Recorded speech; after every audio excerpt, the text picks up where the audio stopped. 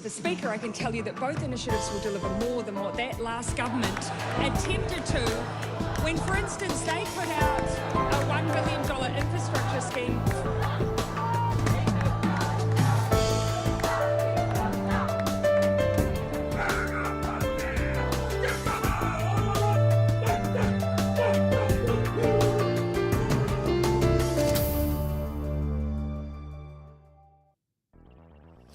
Tēnā koutou, I'm Selwyn Manning and welcome to this episode of A View from Afar. And today, as always, political scientist Paul Buchanan and I will look at this episode and we're going to examine it in two parts. And first, we will detail what to expect from the NATO Leaders Summit, which is taking place very, very shortly, which includes addresses that is, from the Prime Ministers of Japan, Australia and New Zealand. Now that's an interesting mix there, and also noting that all of those countries that will be speaking at the NATO Leaders Summit are leaders of partner countries to the security bloc. So we'll be asking the question, and Paul's going to go through this with us, why is NATO including addresses of NATO partners in this year's Leaders Summit? And we'll take a few other lines of inquiry in additional to that. And secondly, the second part of the program, around half on the hour, we're going to be looking at and examining how we're beginning to see changes to the pre-pandemic globalization framework. What we're talking about there is we're witnessing a response potentially to the breakdown of global economic order. So what does the emergence, for example, of solution ideas around the terms nearshoring and friendshoring, and I'd just say think of what we are familiar with in offshoring and these other concepts coming through.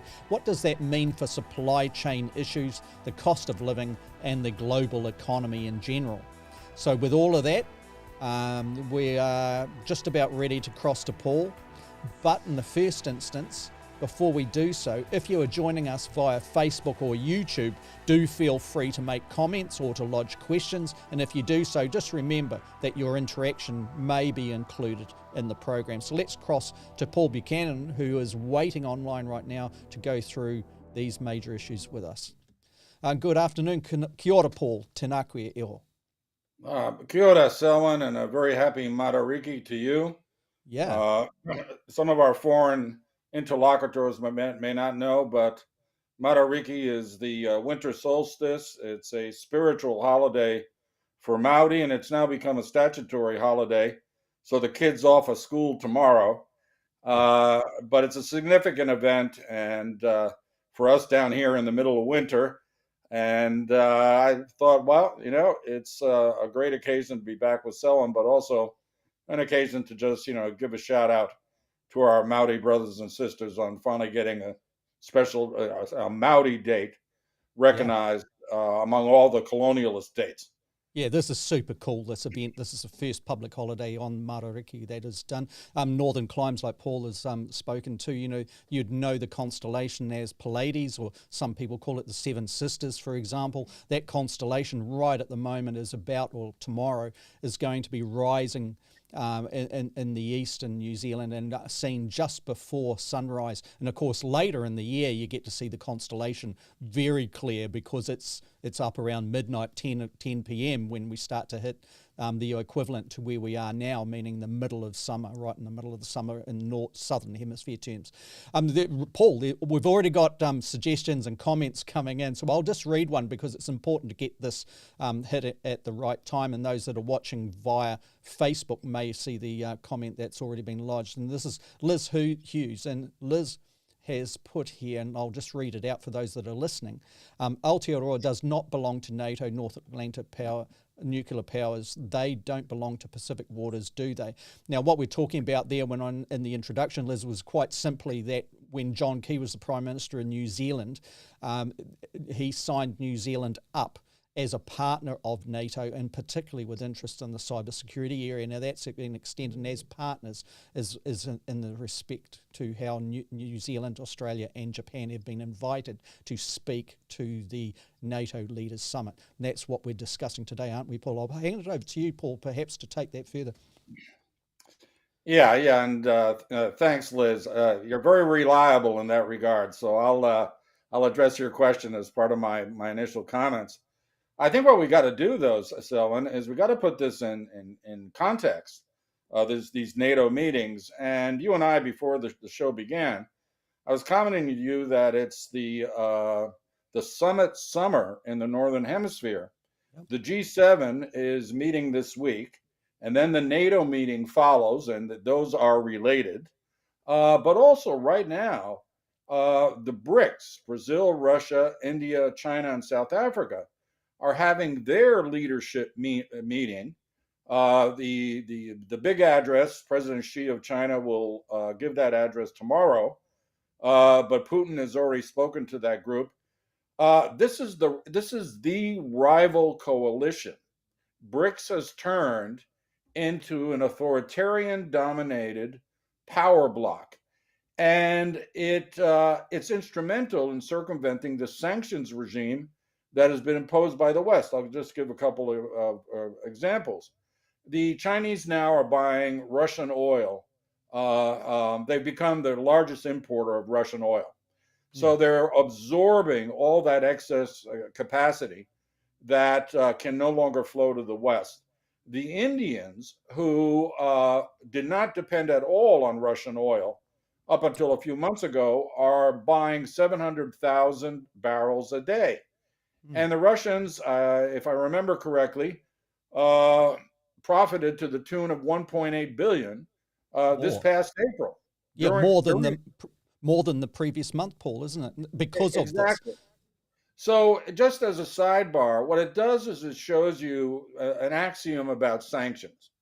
Sanctions can work against relatively small and dependent states. Let's say New Zealand, right? We would be crippled if any sanctions were placed on us, our exports, imports, whatever.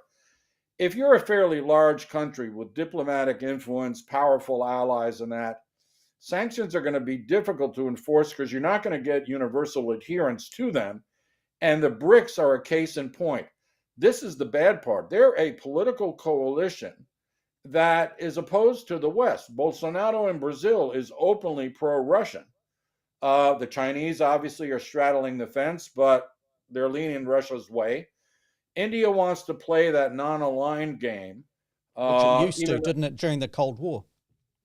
Exactly. And lo and behold, Prime Minister Ramaphosa, of South Africa has come out now and believes the Russians have a claim on the Ukraine. So that is surprising in my view, because South Africa was always seen from the point of view of bipolarity was the softer end of the BRICS. You know, when we discussed this in our episode that looked at bipolarity, meaning, the Western liberal nations seem to be one side, and we're seeing it, the global order move to a two-way kind of thing, where the other side was authoritarian states like you defined just there. And the BRICS we gave as an example some months ago when we did that program as being the likely kind of framework of which a security pact potentially, or the other side of the global order was taking shape. What we're seeing here from an economic meeting point of view, you've said the G7, the BRICS are meeting on an economic footing, but that seems to dovetail into the security responses significantly, doesn't it, of where the West is. For example, we'll just touch on it and see where you take it. With respect to the sanctions, that is one of the few areas that seems to be accepted generally amongst Western nations that it can use to try and slow down some other country with conflict interests, like Russia's invasion of Ukraine. Sanctions came out of that, hitting as hard as we have seen in many decades, and yet we're seeing Russia potentially, if we look at the narrative coming out of the European news outlets and analysis, Russia is not hurting as much as the West. What does that suggest to you, Paul, as many of the countries of the West face elections that are decided upon on domestic issues where cost of living is a problem, energy crisis is a problem, and the sanctions seem to be seen and packaged within the causes of those problems? So what are the solutions? Taking the sanctions off, what does that leave the Western nations with, short of more aggression in the security areas? Well, I mean, you're making very good points, because the hard fact is that the sanctions may backfire for the reasons you just said. The West, and let's say Western liberal democracies, there's a raft of elections coming up, including in the United States. The public is restive because petroleum prices are going up around the world. I mean, we're paying record prices right now in New Zealand. But what happens is opposition politicians blame the incumbent governments rather than admit that it's a global phenomena. And the question then becomes, who can outweigh who? Can the authoritarian regimes that are the core of the BRICS outlast the West when it comes to suffering, to being put up with the negative consequences economically and socially? China can do it. I have no doubts. Modi in India is trying to create an ethno-nationalist state, as we've discussed, so he can sick his Hindu mobs on rest of Muslims and other minorities. Bolsonaro is going to try to steal an election away from Lula, and he's clearly authoritarian. Ramaphosa, he certainly has dictatorial tendencies. He's facing deep-seated issues relating to corruption in South Africa at government level. So, and for those that don't watch South African things, it's pretty much been a one-party state. I'm not talking communism here. I'm talking about, a democratically elected party and government, but pretty much the only player that's really significant. So therefore it's been the ANC-led parties that have been in power there. And arguably, some could say that a bit of competition in the political space would actually assist in getting rid of the corruption. But all of these kind of things are starting to fit together from the point of view of the BRICS Pact, isn't it? They certainly are. And I mean, I would say that what we see in South Africa is, once again, national populism with a South African face. It has very distinctive features. But you're absolutely right. It's become a one-party dominant regime with very strong authoritarian overtones. So, the question is, will they be able to suppress any dissent that emerges as a result of the economic hardships suffered as a result of the sanctions regimes, both directly and indirectly, in a measure that the West cannot? I mean, it is all comparative after all. And I'm not so sure. I think that we may begin to see Western governments caving and trying to seek, dropping elements of the sanctions regime, certainly in energy, so that they can get some economic relief and therefore political room for maneuver. So let's at that point, is it? I think it's probably a right time to look at how it did appear that some of the big GDP players in the Eurozone, for example, Germany, if we look at that, were starting to, once again, they're not talking sanctions a lot up until perhaps overnight New Zealand time today. What has brought that out? And I'm kind of thinking, Paul, there's a situation relating to Lithuania holding back the goods trains getting across to Russian territory, and that spot in Europe that people kind of forget. Yeah, people forget that. New Zealand media, in a large part, is forgetting to mention that. And it's something that a good friend of mine, Keith Rankin, pointed out to me this morning. New Zealand media needs to get up to the play on this particular part because it's significant. Lithuania, we know, Paul, don't we, that the foreign minister of Lithuania has been speaking in past times very, very persuasively against Russia's maneuverings as it led up to the invasion of Ukraine, and certainly during this conflict period. period, and very much the anti-Putin statements coming out of the foreign minister of Lithuania are very much testing the resolve, perhaps, of the Baltic state counterparts. Certainly getting a response from Putin this week, where he's in certain terms threatening Lithuania and testing perhaps the resolve of the NATO partners. It's interesting to see that Schultz, as we lead into the closer parts of the NATO summit, Schultz, the Chancellor, of course, of Germany, is firming up once again and saying, we're right there, we will not give 1 inch of NATO member state territory to any aggressor. So, Paul, I just wanted to lay that tapestry, stand back from it, and hear what you think about all of that. Yeah, it allows us to begin to talk about the NATO meetings upcoming. So there will be discussions in the G7 about what to do with the sanctions regime and the ability of the Russians to circumvent large parts of it and not suffer as much. We'll see what they have to say. But the NATO leaders meeting, to which Prime Minister Ardern has been invited, incidentally, it's the first time that a New Zealand Prime Minister has been invited to the NATO leaders meeting. It is going to be critical, and it's critical because we've reached a critical moment in the Russo-Ukrainian war. I'd have to say that the NATO camp is divided into hardliners, hawks, and softliners or moderates. They're not uniform in their view about their relationship to that conflict. The hardliners see an opportunity to break Russia.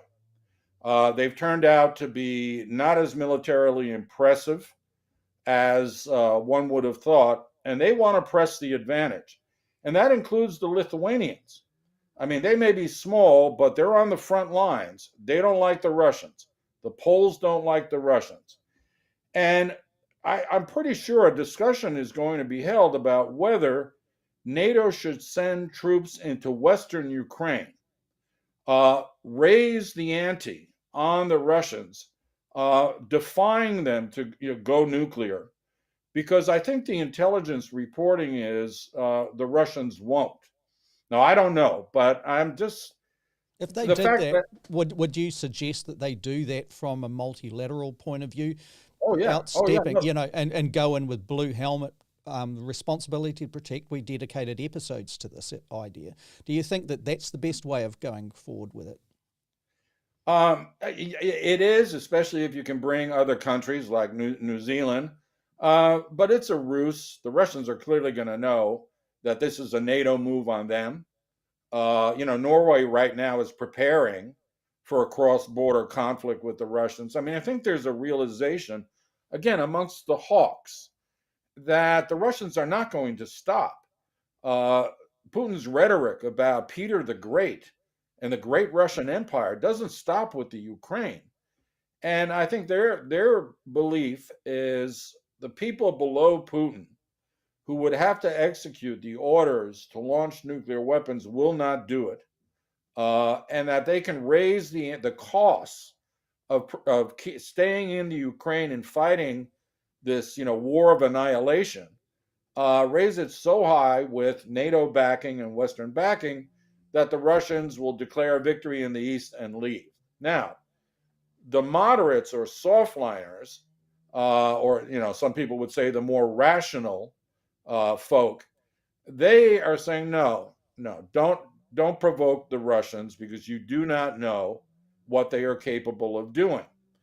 And what we got to do is create some space for negotiations. It's just right now we're in a strategic stalemate where both sides still think they can prevail, at least in the East. So let them fight it out until at one point they begin to realize that this terrible war of attrition is benefiting no one.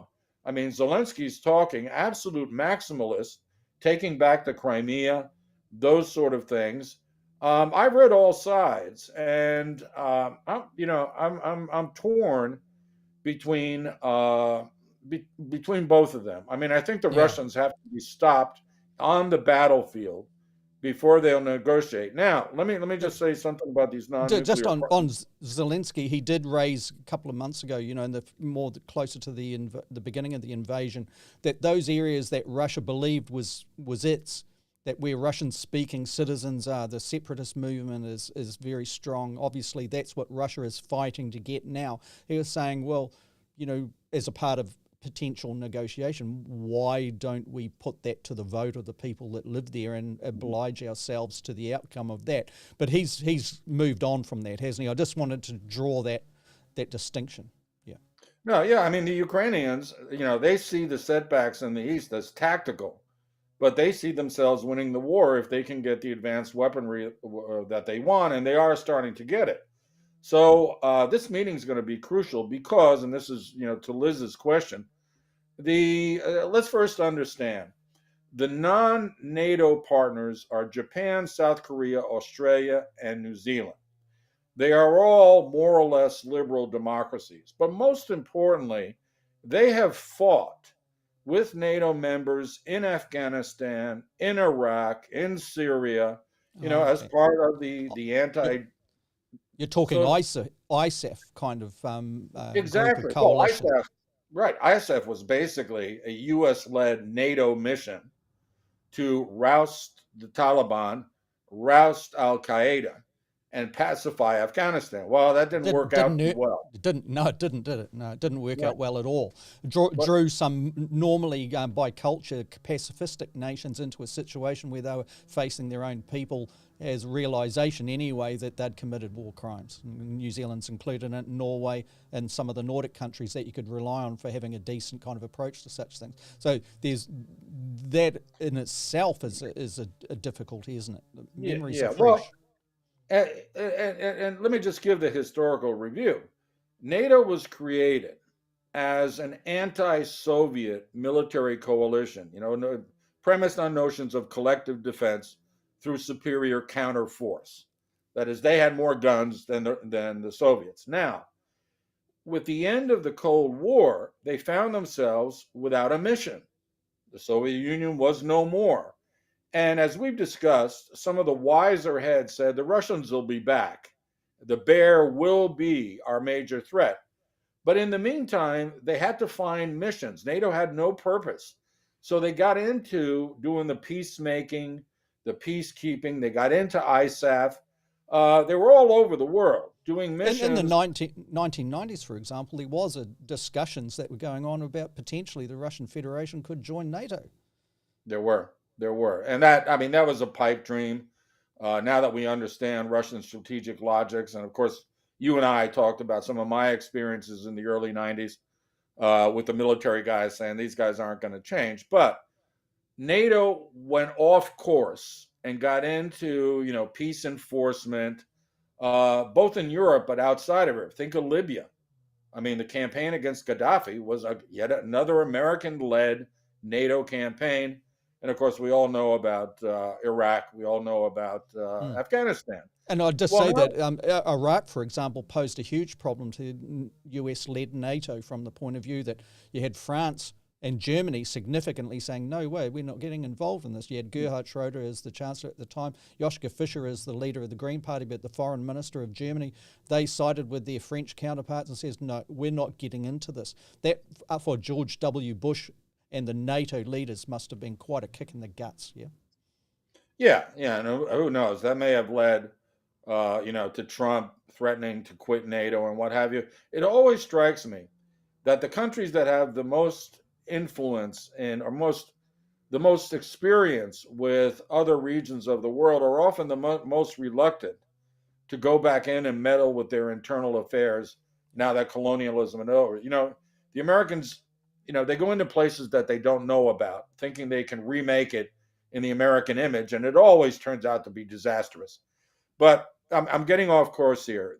NATO had 20 years in limbo, where it wasn't sure, the big wars in Central Europe were not going to happen.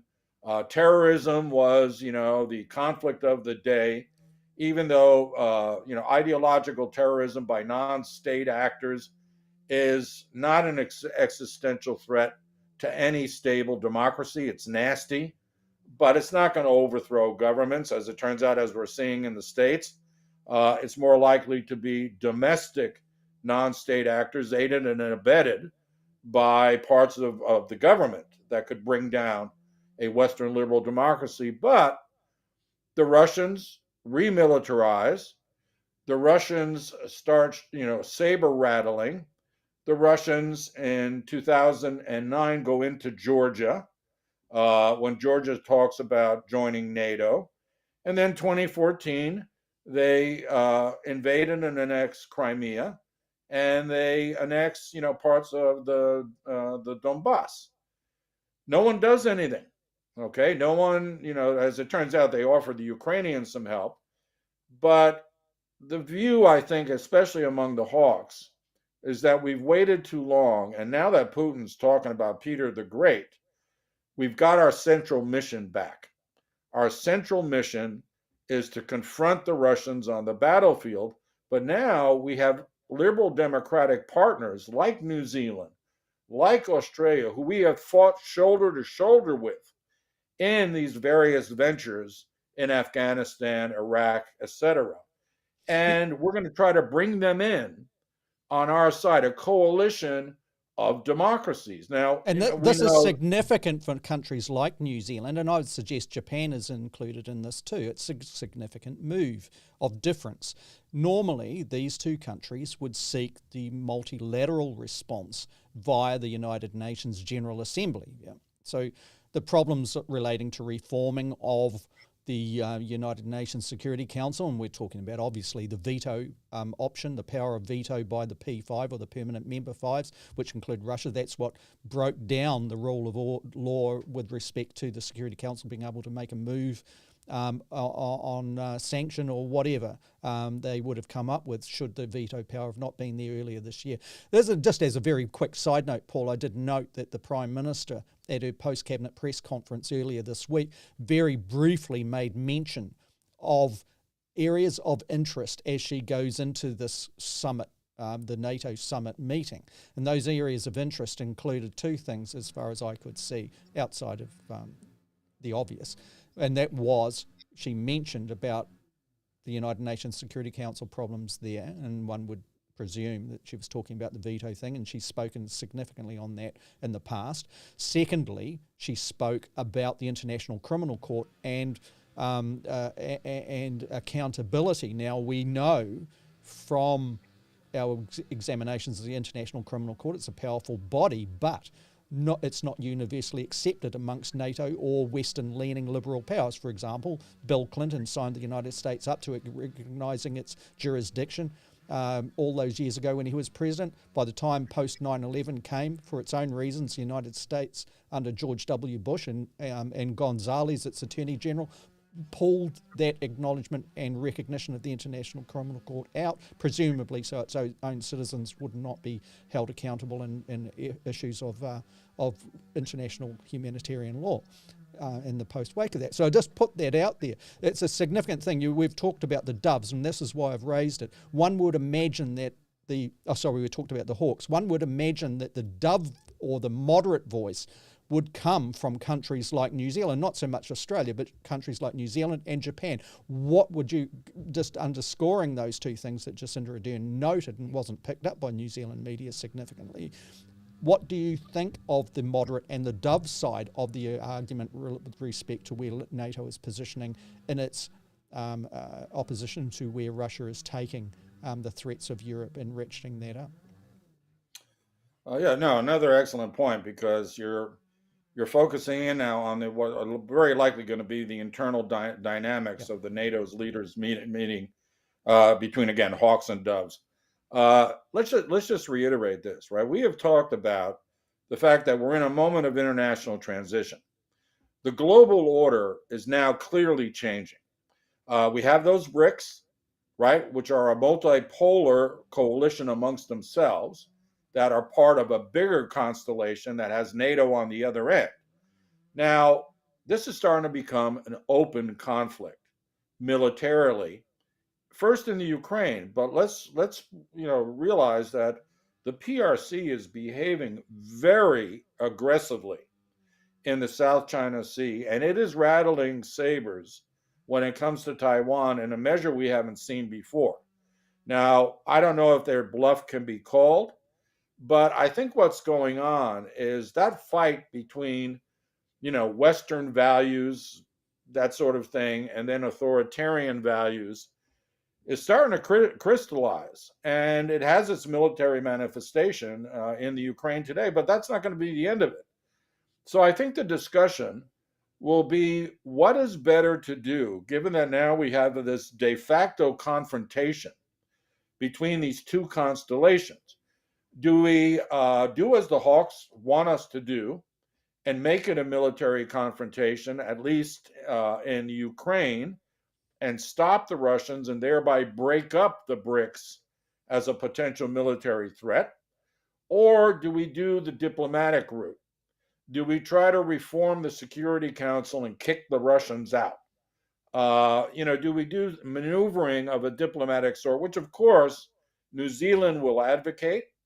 Again, small country perspectives, multilateralism, anything other than war. We can see, how Ardern's going to argue New Zealand's position.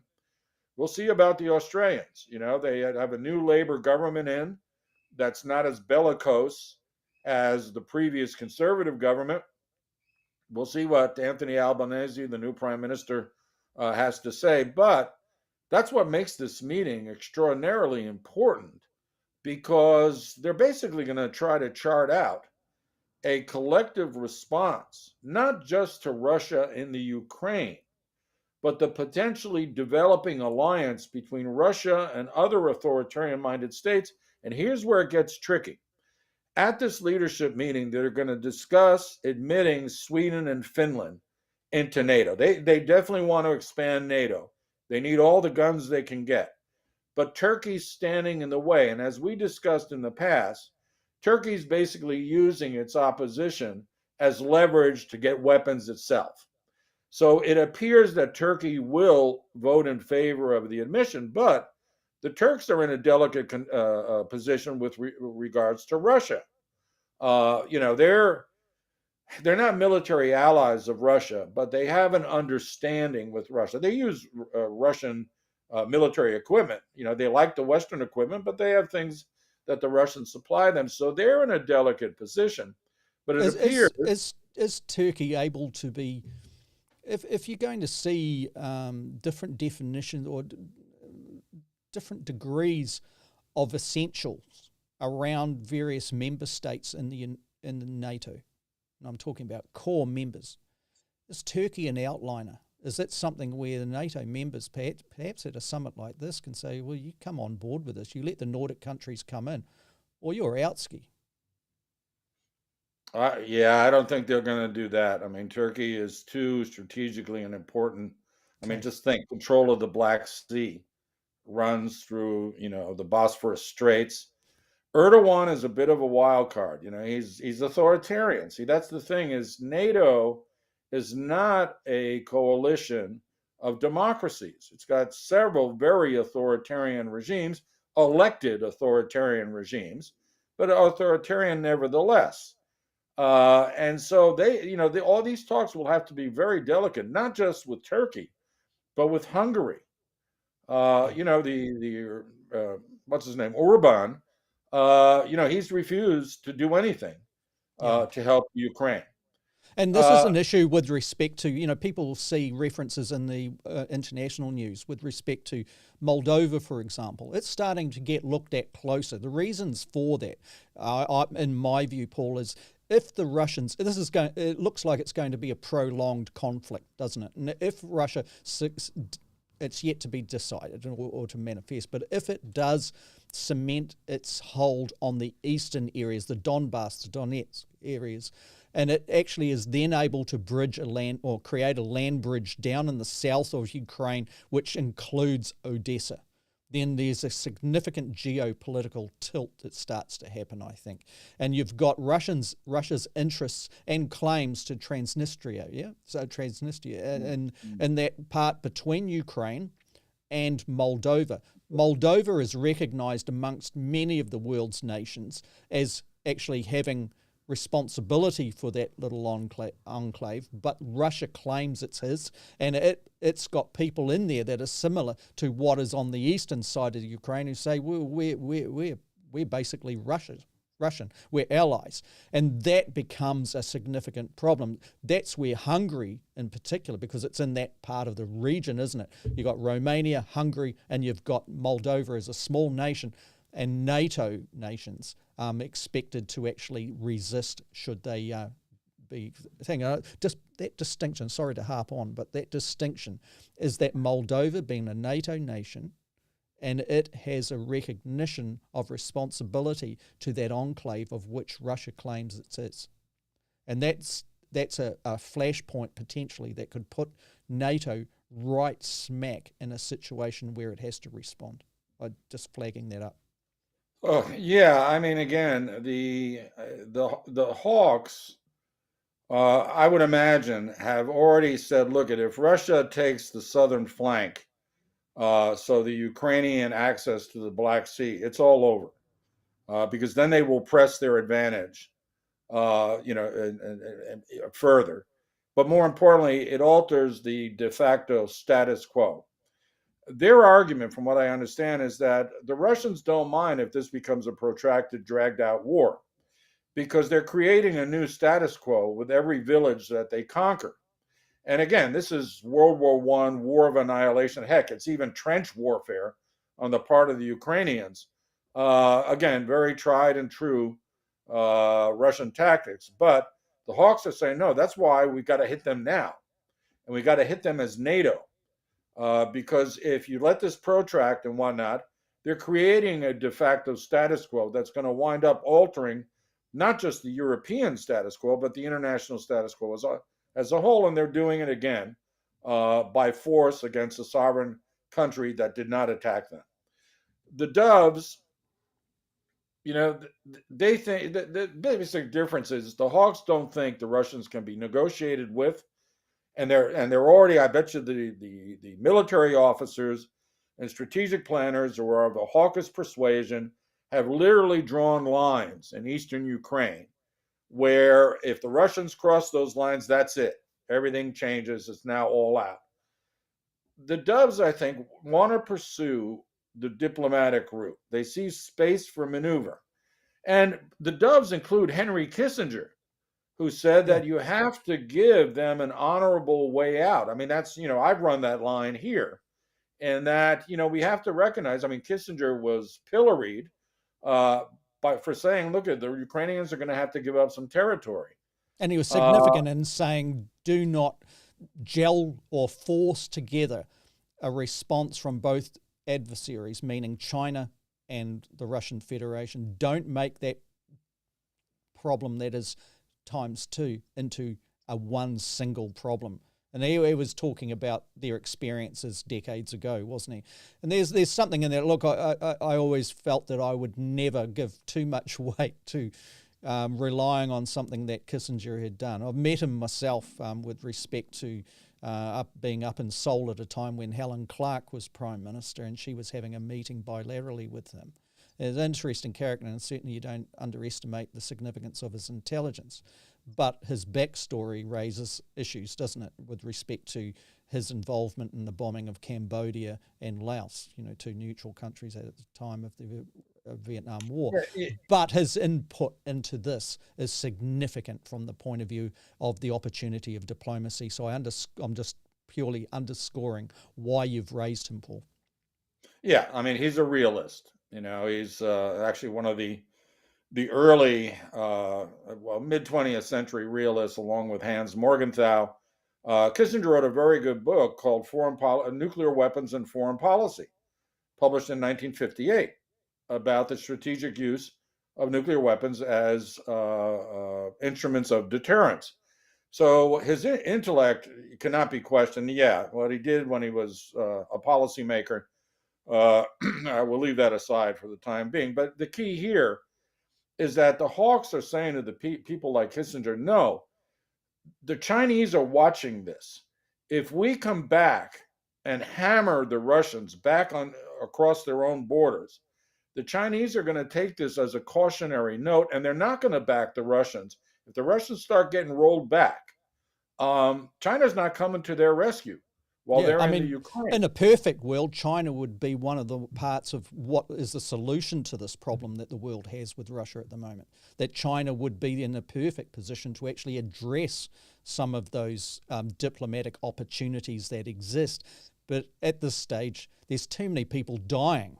There's too many people that are involved in this conflict for that to be materialize as a reality. And quite frankly, what disturbs me the most is some of those that have a great contribution to make in this whole conundrum are not placing human rights principles first and seeing how we achieve those. But that's my own personal response. Paul, getting back to this, what do you expect to come out of the NATO Leaders Summit? And just once again, just framing that reality that these partner states, Japan, Australia, and New Zealand, are taking a significant role in this meeting. And why is that? Right. Well, again, the basis for an expanded partnership with the non-NATO members has been laid by all the previous ventures, coalitions in Afghanistan, Iraq, et cetera. And so bringing them in will be part of a move, a diplomatic but perhaps military move, to continue to isolate the Russians. Basically, what NATO wants to do is raise the cost to the Russians of continuing this venture. And I happen to think that human rights will not be discussed. I mean, that's going to be window dressing. But quite frankly, the Chinese could care less about Ukrainians. The Chinese are buying very discounted oil from Russia, as are the Indians. There are countries who are also realists, and they're going, this is a moment of opportunity to expand our oil reserves exponentially because the price of Russian oil is so darn cheap. And so they're going for it. And again, the Chinese are going to take a lot of military lessons away from this as well. I happen to think they're in the best position because they don't have to do anything other than open their borders to Russian imports, and no one in the West can really criticize them for remaining quote unquote neutral.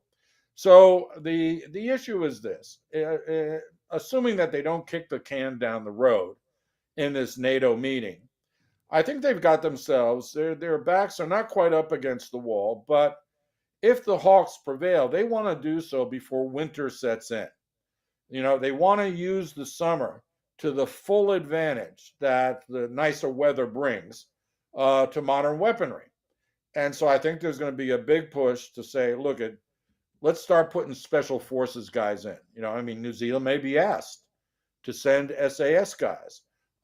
My experience tells me that NATO members probably do have special forces guys, at least in Western Ukraine. That's just from watching how the U.S. operates prior to declared conflicts. I'd imagine they're trying to get in there, get a read of the terrain, meet their Ukrainian counterparts. It's force multipliers and enhancement. The Doves are going to try to convince them to not do that, to say, no, we've got to find out what short-term goals Putin will find acceptable if we offer them to him. And they'll have to answer the Peter the Great rhetoric and say, well, he doesn't really mean that. He means it. So they may say, we're going to have to sacrifice Crimea. But the more this gets embedded and dragged out, and the more positions harden on the Ukrainian-Russian side, the less likely the Doves are going to prevail. I mean, I'm starting to feel it's going to become a conventional shooting war between NATO and the Russians in the Ukraine. From NATO's perspective, if they expand the front, let's say Lithuania, Norway, Sweden, places that Russia has threatened directly, the Russians are not in a position to fight alongst all those fronts and prevail. And I think the Hawks are thinking exactly that, is if we stretch them out, we can defeat them. Because they're going to be plugging holes, etc. The trouble is, the Russians may escalate. NATO's not going to escalate. They're not going to initiate nuclear exchange, even at a tactical level. They're not going to use chemical weapons. But the Russians, their history suggests that if they get desperate, they're going to do some extremely dirty things. So, Yeah, and some of the weapons that the Russia forces have used so far have been long considered outside what is, the conduct of war type of perimeters, and from the point of view of just mass killing, and that type of thing. And we know that for a fact. Now, I'm raising that from a point of view of reality of human rights impact, as opposed to things. And one would imagine that some on the left could easily address some of that debate, and that would be an interesting thing. So sorry about that jab, but I was just making a reference to some of the comments that are in the thing that's very interesting in the Facebook areas.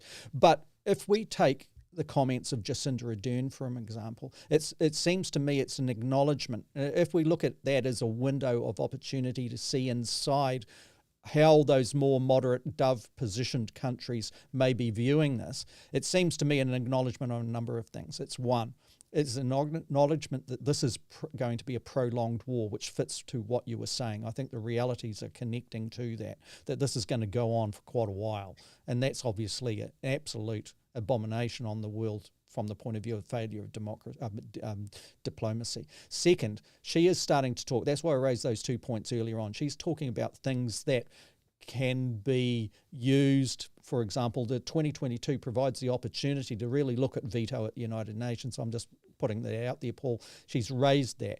She is taking an opportunity, perhaps, for a long-term manoeuvre by a small country that's multilaterally dependent like New Zealand on such things, whether or not she's successful, whether or not it's a test of whether or not she can build a coalition around that. Maybe Japan's on board. Maybe that's some of the discussions that were happening in the bilateral she had with the Japanese counterpart only a matter of a month ago. Secondly, we're looking at from the International Criminal Court, and she is saying about effectiveness and accountability. Now, presumably what she's talking about there is this hypocritical position where those in leader positions in the United States are saying that the International Criminal Court is relevant to actually taking those that are committing war crimes, obviously Russian war crimes that they're putting in frame here, to the International Criminal Court, but the United States doesn't acknowledge it. So I think it's a position where some of these countries like New Zealand taking to this particular partnership element that they're connecting to the NATO summit leaders meeting and raising these things that have long-term consequence from the hypocrisies that are manifest in 2022. Sorry about that, Paul. I just want to put it once again because it connected and sustained that argument that you're saying there. Yeah, I mean, think of it this way. Do you think anybody from the ICC is going to be invited to this NATO leaders meeting? No. Now, Merlin Garland, the Attorney General of the United States, has just gone to Kiev to discuss prosecuting war crimes committed by the Russians. I thought that was a very, very provocative and silly move because the United States has no position when it comes to war crimes and that sort of thing. They've covered up their own. They abandoned the ICC. The first thing they should do is rejoin the ICC. Then they might have some credence. Why on earth Biden sent him over there to discuss with Zelensky prosecuting Russians for war crimes makes no mention of the possibility that the Ukrainians may have committed war crimes of their own, even if on a much smaller scale. That's usurping the rightful position of the ICC as the lead global agency when it comes to investigating this sort of stuff. So who knows what maneuvering was going on there. But you see, this will be, I mean, New Zealand does have an interesting role. I think a lot of world leaders, not just partisans here in New Zealand, see Jacinda Ardern as having, what we call here mana, having influence and power way beyond her small stature as a person and New Zealand's small stature as a country. Something about her, I believe, and who knows if it's just PR, but there's something about her that lends reasoned authority to what she says. And again, you know me very well, so I'm not a big fan of Jacinda Ardern for a number of reasons, but I respect the fact that world leaders seem to think that she can serve as a megaphone for big issues like this. And I think New Zealand's interest is that this has become an existential fight between democratic values and dictatorial values. Yeah. And I understand both sides very well. Remember, New Zealand has just been revealed today that the Russian hackers, were actively involved with disinformation campaigns in New Zealand during the parliamentary protests, at the same time that they were actively involved in Canada during the convoy protests, just fomenting mischief, just making trouble for us. What did we ever do to them? But using the anti vaxxers, as useful fools, which they are, using them to undermine and subvert New Zealand democracy. I mean, this is, and I think that Russian Yeah, behavior. it was effective. If you look at It some of the tilt against the Jacinda Ardern as a leader, it's almost got to a point now within New Zealand in many circles where people don't want to speak her name because they're either embarrassed to or don't want to defend their patch because everyone else is shouting them down about how useless she is. Oh, no, look in the comments here, for example, that I haven't brought up. There's a clear case. There's a person here, Pete, who says Jacinda is a Blair-faced liar and a NATO fink. Here's another one. He brings in the same arguments, just building on that. Western-supplied cluster munitions have been against Donetsk civilians for 8 years now. Just the other day, and he goes on. What about their human rights? So, what I'm talking about, using Jacinda Ardern, categorising, as ineffective. What are you even talking about that? We raised the issue of human rights. So what are you talking about that? There's an issue relating to human rights abuses with cluster bombs that have gone on for 8 years. So that just cements the point, doesn't it? You need an independent player like the International Criminal Court to determine who has done it, which side has done it, have they both been doing it, bring the people to consequences. That's what we're talking about here. We're not saying that because cluster munitions may have been used by Ukraine that it makes them somehow good or that they shouldn't face the consequences in an international forum. We're saying the opposite. That's what I'm talking about when we say human rights should come first, because then accountability follows on, one would hope, in an ideal world, legally as a consequence of those decisions and actions that have been made. If the Russians have done it, why is many on the left actually supporting Russia? Why are they saying it's okay for Russia to go in and create these war crimes and have no consequence? Because something about the United States-led imperialism, and look, we get that, we've dedicated hours of debate to this particular issue. But the whole thing is moot. It's ridiculous arguments. And I just bring it up because it annoys the hell out of me seeing the comments coming in a program like us trying to capture the thing. Perhaps they successfully have. Yeah. Look, Pete watches too much RT. Not that he's allowed to see it in New Zealand. I look at Pete. If you're trolling us, go away. But if you really sincerely believe that, Selwyn very eloquently just gave you the best answer possible. We need an independent, investigative, global agency to take national interest out of the investigations into war crimes and crimes against humanity, and that is the ICC. Now, Russia is not party to the ICC. I would think that they should join. I mean, again, if you're a warmongering country, be it historical, so, the United States, or recent, Russia, and the possibility of civilian casualties is likely, given the nature of modern munitions, illegal or not, I'd sign up. And I would punish my own for violating the laws of war. But that's not going to happen anytime soon. Again, if the United States and Russia join the ICC, I think a lot of this criminal behavior in war will diminish. I truly believe that. But it's not going to happen for the time being. And so we're stuck with the situation we have here. And this NATO meeting is going to determine the approach over the next 6 months or so. And again, it could be either we're all in to break the Russians back, or we're going to try the diplomatic maneuvering, but we'll see if that actually accomplishes anything other than give the Russians time to continue their advances. Yeah. Again, Yeah. the two principles, this is the key. The two principles hate each other and think they can win. It's like the most intractable divorce possible, where the divorce attorneys are saying to their respective climates, look it, you got kids, you got, you got to chill, right? We know you don't like each other. Let's get, a fair distribution of the goods. The kids stay here and there, right? But the two hate each other. They're like, no, it's all or nothing. That's where we are in the Ukraine right now. And I think NATO is going to try to come up with a unified statement, maybe even a blueprint for their approach over the next 6 months. I don't think we can really foresee how things are going to look in November. But they're thinking about now, and maybe it'll be a hybrid of greater military assistance, because there certainly won't be less at this stage, but with a renewed diplomatic initiative that could well be spearheaded by New Zealand.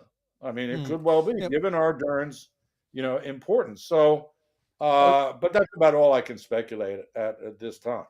exactly. And, one of the things I'll just bring up here for and Liz has provided kindly a link here in the comments on Facebook for those that are wanting to follow this through. And she is saying here, and I fully support and respect what she has done here. She's raised that Keith Locke.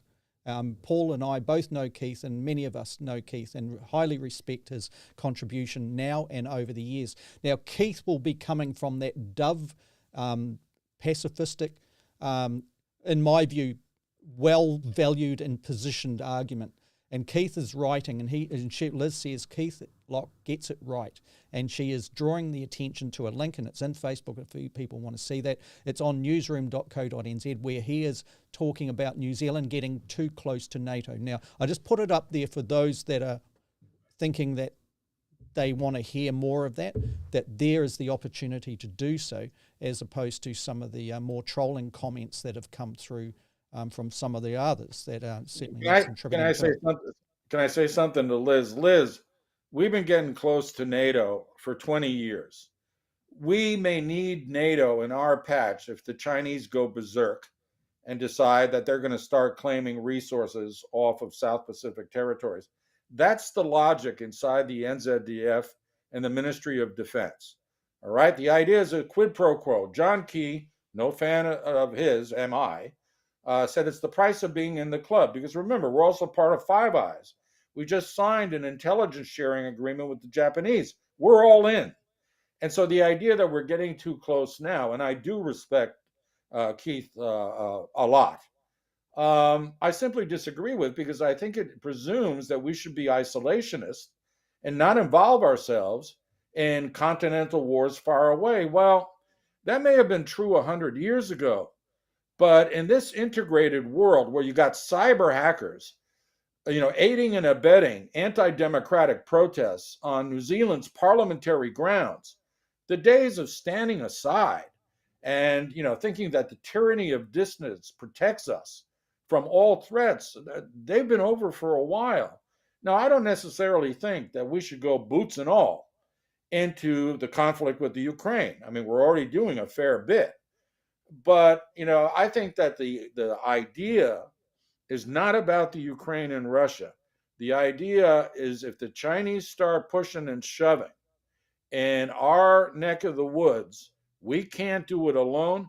We can't do it alone with Australia, in concert with Australia. We can't even do it with the United States, which is clearly in decline. So we need those NATO partners who share our values. And that's the key. I think they've managed to frame the narrative, at least in the West, as a fight between democracy, for all the hypocrisies layered into it, and authoritarianism. I think that's the simple framing that is motivating New Zealand's participation. And as is the case with many things, it's complex, particularly when it's about cultural identities within countries. All of that rings absolutely true, and we have seen the responses that seen the seeding of ideas about like-minded countries that share our values coming from the New Zealand government, Jacinda Ardern, over a number of months. There's the one thing that's the rock in the road. Of course, New Zealand draws a line at advocating nuclear response, and it's a nuclear-free country with respect to the weaponry. So there's always going to be an issue of complexity around that. Being a New Zealander, and I think it's a warranted argument to raise there.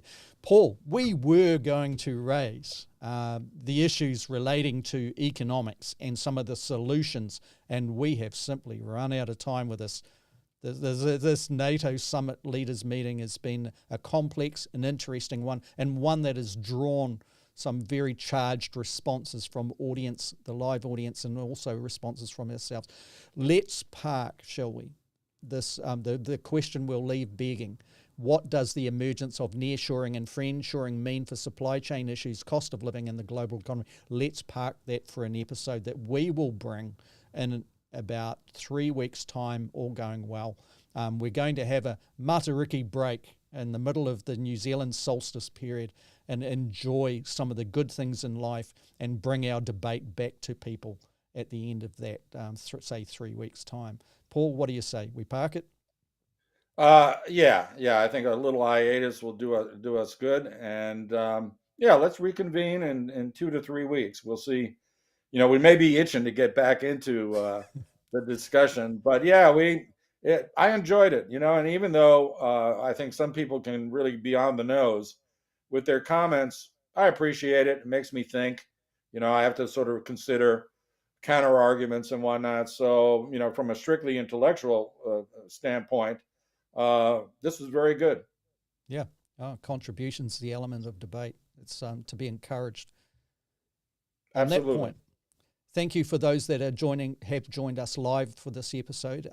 We really appreciate that. Appreciate the contributions. Liz in particular, thank you for the strength of your argument and standing there and really reflecting New Zealand values for many, and speaking for many. I know that you're doing that very well and honourably.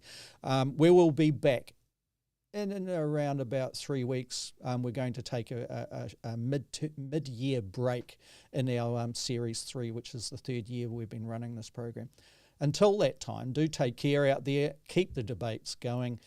Do feel forthright in your arguments. I think that makes a better outcome for all.